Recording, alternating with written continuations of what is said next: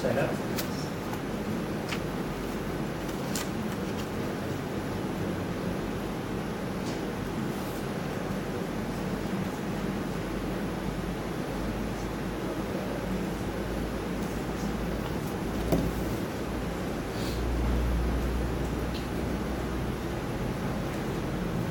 ใส่แล้วองค์ปากของเรา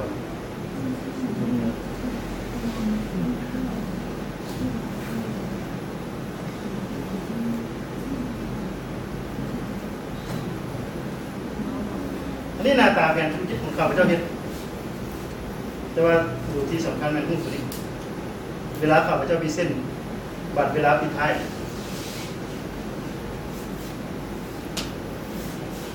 SNLC Business Model โมเดลธุรกิจของพวกเราแมนเรื่องปัญหาแมนเดี๋ยวเขามาเล่าเรื่องอันนี้เป็นบทไซต์แบบ Canvas แมนตัวดีที่สุดเด้อ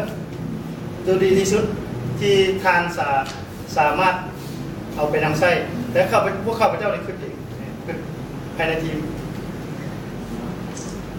โอกาสทางธุรกิจเป็นอย่างลูกค้าของพวกเขาเป็นไผ่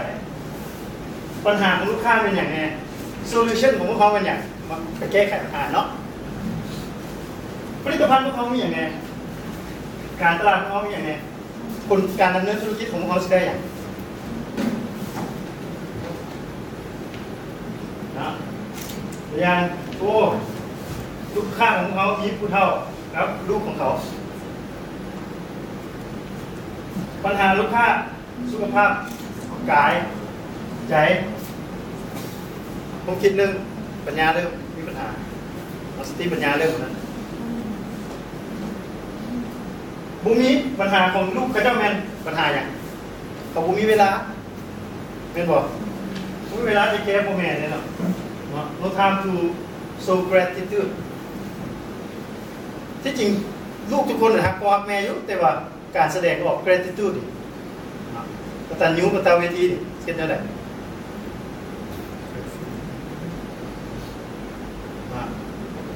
ฉะนั้นเอาโซลูชันที่แก้เขาเอา CH0 ตัวนี้ proactive daytime activity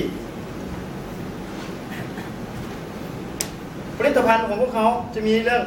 special design activity ให้สำหรับผู้เฒ่าที่แต่ละกลุ่มแต่ละคนสปอร์ตด้านเสริมสร้างนักปัญญามีการฝึกพนักงานที่ดีแล้วก็ได้เรียนมาทางด้านจิตวิทยาผู้เฒ่ามีการเทคแคร์ผู้เฒ่าอย่างถึงสูงมีวิทยาศาสตร์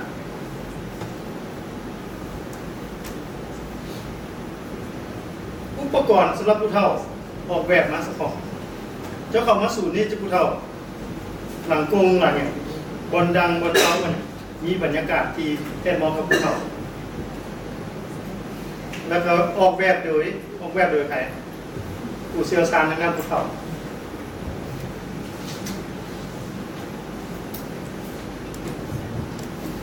ผลิตภัณฑ์เราเน้นความแตกต่างเน้นคุณค่าอะไรเนาะอะไรเป็นกิจกรรมพวกเขาเนี่ยอาจจะได้ไปว่าอย่างบริษัททัวร์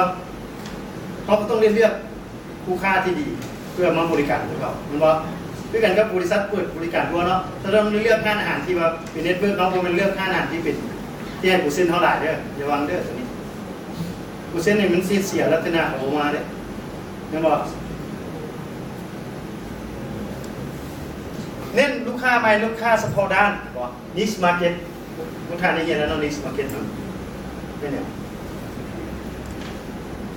ใส่ CIM บางที่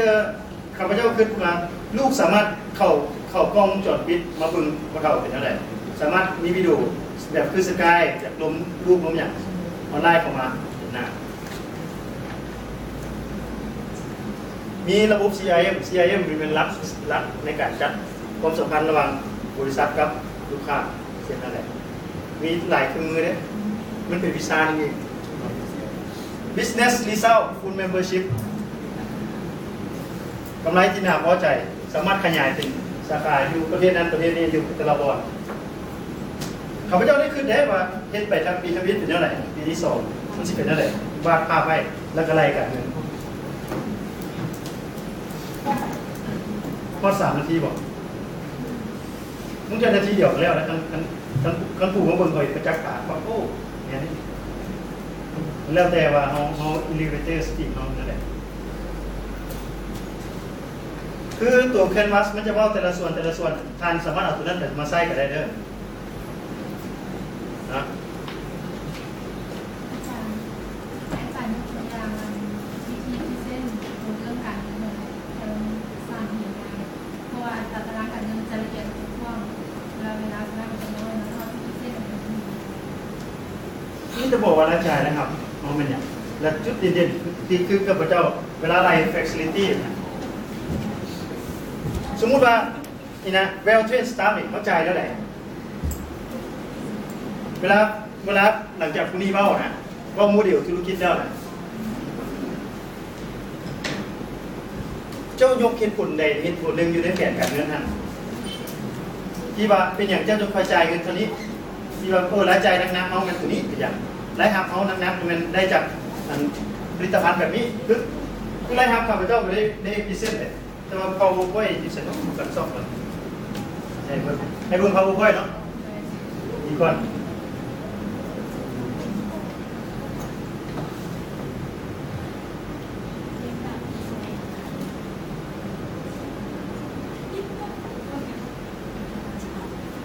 ต้องไปกัน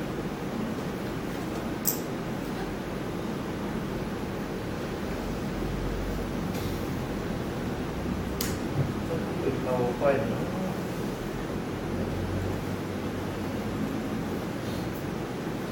จะเห็นเขาค่อยมั้ง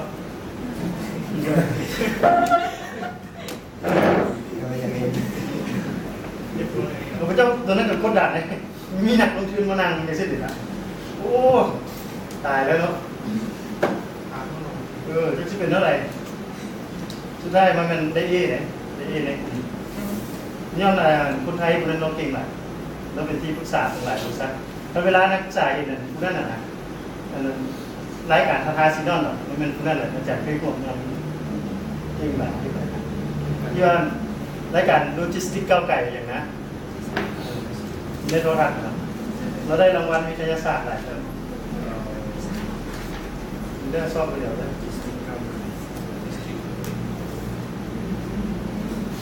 ชอบกันได้ไปเดี๋ยวได้อยากเบิ้งเงินวะอยากเบิ้งเงินแทบวะยากยากอีกแต่ก็ที่จริงได้เกี่ยวมาแล้วแหละ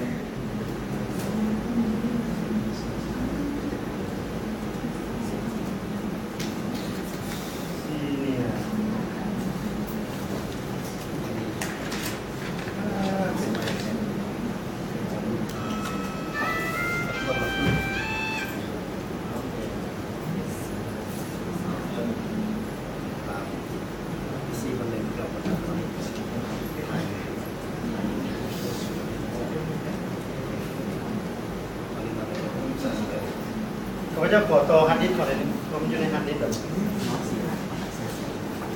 มีอย่างอยากสนทนาก่อนวะพอตรงเลยเมื่อกี้ได้กับพี่คำถามที่ดีเลยอาจารย์ถ้าท่านแสดงว่าเราต้องรายงานจะบอกว่ารายจ่ายของเราหนักๆเป็นอย่างเราจะต้องจ่ายถึงนั้นแล้วกับอีกตัวนึงมันเป็นรายทางของเราสำหรับเงินโมเมนต์วันนักๆเด้อเหตุผลในการว่าเป็นอย่างค่าใช้จ่ายของตัวสำคัญมันเป็นอย่างค่อยเป็นนั้น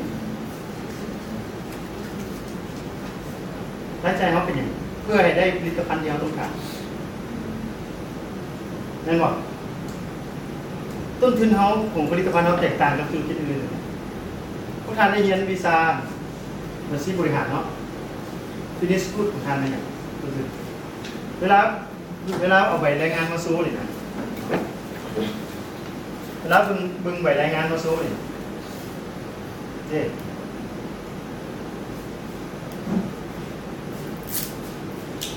รายจ่ายอันนี้เป็นสำรวจตลาดนี่มันเหมือนกัน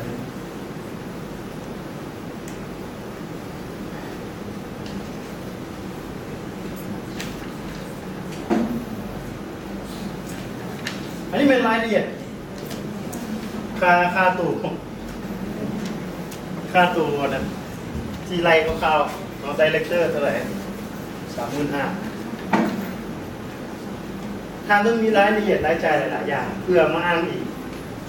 ท่านสามารถยกประเด็นใดประเด็นหนึ่งที่มันมีความสำคัญต่อความเป็นความตายของธุรกิจที่โดดเด่นมันเป็นอย่างต้นทุนเราผลิตภัณฑ์เรามีต้นทุนต่ำมันต่ำอยู่วันไหนอย่าง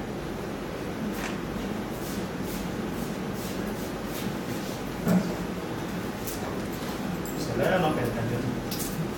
ทันค่ายดิมันเป็นยังไงที่ค่ายดิข้าพเจ้าได้เลือกเลือกสถานที่นี้วันนี้มันเป็นที่ประวางอย่างเป็นอย่างน้อยจะไปเลือกสถานที่นี้เพราะเราอยากอ้างอิงค่าใช้จ่ายมันนะย้อนว่ามันประหยัดค่าใช้จ่ายมันไม่ได้ลงทุนหลายมันเป็นเลือกเป็นเซาสถานที่นั้นรัฐบาลพอเห็นสูตรตัวนี้ขึ้นเพราะธุรกิจตัวนี้มันเป็นการส่งเสริมอย่างหน้าตาของสูตรเราจะเป็นอันนี้ต่อไปอย่างกรีนเอเรียเพราะว่าแถวนั้นมันมีอย่างที่ว่าใกล้เคียงกันที่ให้ธุรกิจนี้อยู่แล้วคนสามารถมาใช้บริการแถวนั้นแล้วมันอย่าเข้ามาเอาคือจันในน้ำสมมติเราห้องหมอนะน่าเช็ดอยู่ใกล้เทคนิครถเลยเป็นตั้งห้องหมอฮะเข้าใจเนาะตั้งห้องหมอติดอยู่ฮะว่าเด็กแผนการจัดเงินก็เดี๋ยวได้มันมีอยู่อ่ะทำรวมกันแล้วกระสีวงจรต่อไปก็สิมาแล้วเนาะเดี๋ยวแล้วที่อยากเบิ่งตามนี้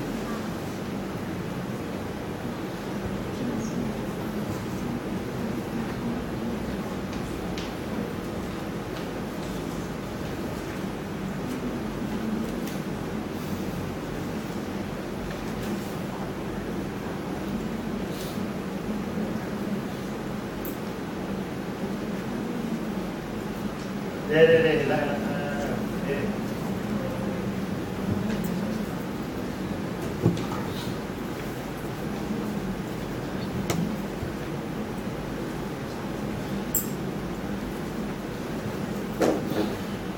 เวลาพิเศษนะท่านต้องพยายามขึ้นปัญหาว่าไม่เนี่ยปัญหาของมันเป็นอย่างคือข้าพเจ้าอธิบายว่าขบวนการ 12 โดเซนนะมีความสำคัญไงขึ้นปัญหา15 ปีขึ้นไปเป็นเท่าไหร่อันมุกข้อมูล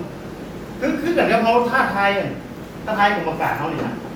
ทางทุกคนคน55 ปีอยู่ในไทยนี่เป็นมันต่อไปมันจะเป็นอะไร3 ปีเพราะเขาเก็บข้อมูลมาเนี่ยเขาพูดได้ตัวนี้ดี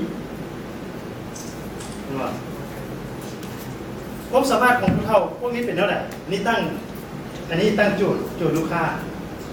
มีแล้วมีแต่แต่ว่ามีคำตอบเหรอผู้ฟังมีคำตอบเหรอ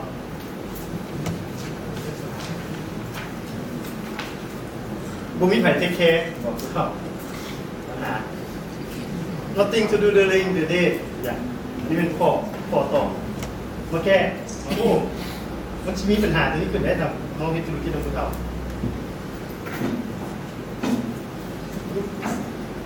ประเด็นจนกว่ามันเข้าภาพรวมของแปดมันสิบคน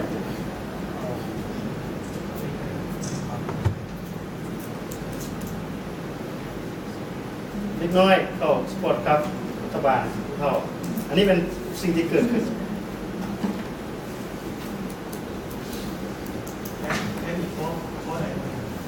แน่นอนได้เพราะว่าข้าพเจ้าบริหารธุรกิจน้ำมันผ่านเด้อข้าพเจ้าแมนถ้าผู้การเป็นนักธุรกิจลูกหลานข้าพเจ้าจะได้ใช้บริการที่ดีกับผู้การไปเกิดเป็นธุรกิจนี่ข้าพเจ้าดีใจที่สุด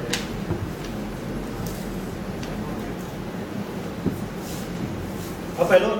แต่ว่ามีจรรยาบรรณหน่อยนึงโมแม่ไปอ้างอิงในข้าพเจ้าหน่อยนึงก็ได้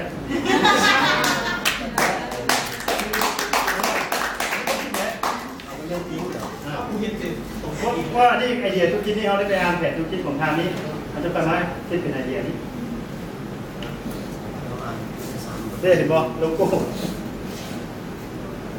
พระเจ้าเป็นอย่างจะคอยใส่โลโก้เนี่ยตัวโลโก้สิ่งที่ผู้ใหม่เนี่ยทุกโก้เป็นบนพึงของเขาคือผู้ใหม่ทุกโก้มีผู้ใหม่ตั้งหาก ตัวนี้เนี่ยตัวที่ว่าเขาเอาข้อมูลมาวัดกับมันว่าเขา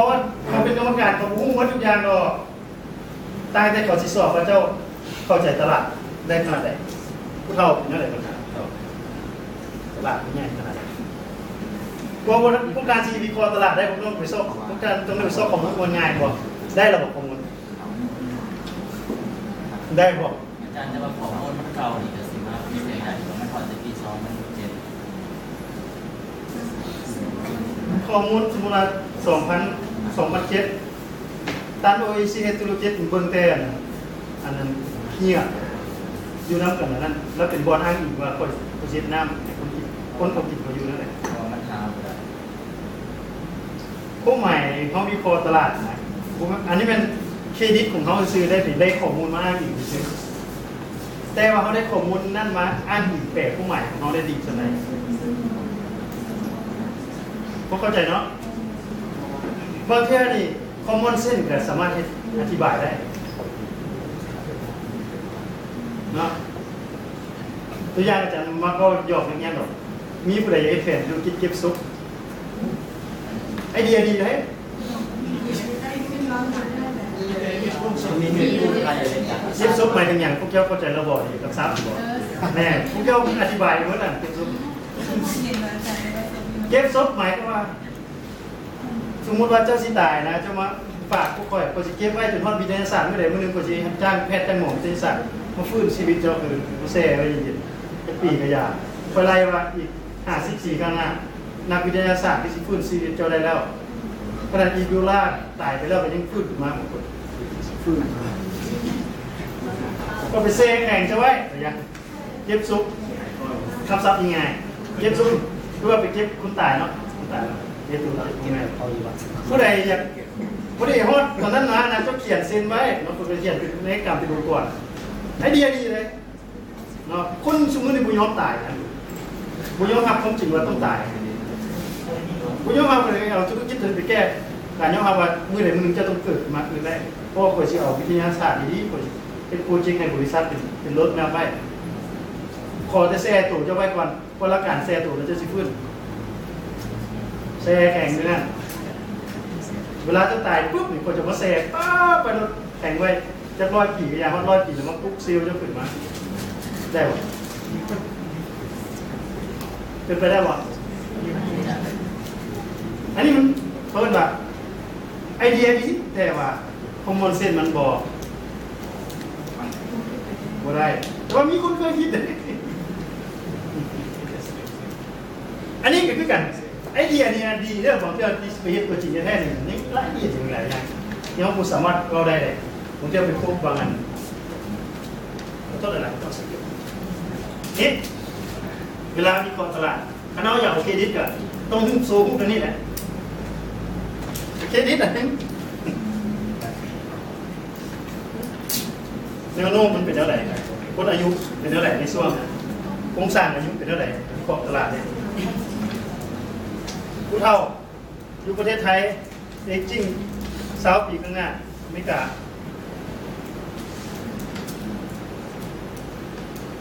ตลาดยุโรปแห่งใหญ่ท่านไปเห็นศูนย์ตัวนี้ผู้เฒ่าเดี๋ยวนี้ฟิลิปปินส์เขาก็ขายตัวเลยขาย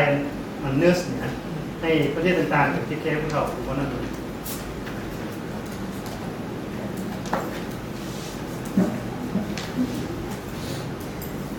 างนี้แล้วจะเป็นอันนี้ยาวแต่ว่า7 นาทีพอได้เรื่องตัวนี้แล้ว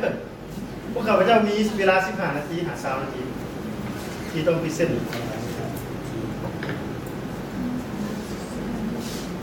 เป็นเบื้องการเงินข้าพเจ้าใส่ในนี้เลยแต่ว่าตัวที่สำคัญเป็นตัวนี้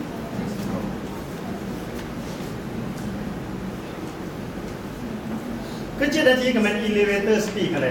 เขาพยายามตั้งคำถามกับเจ้า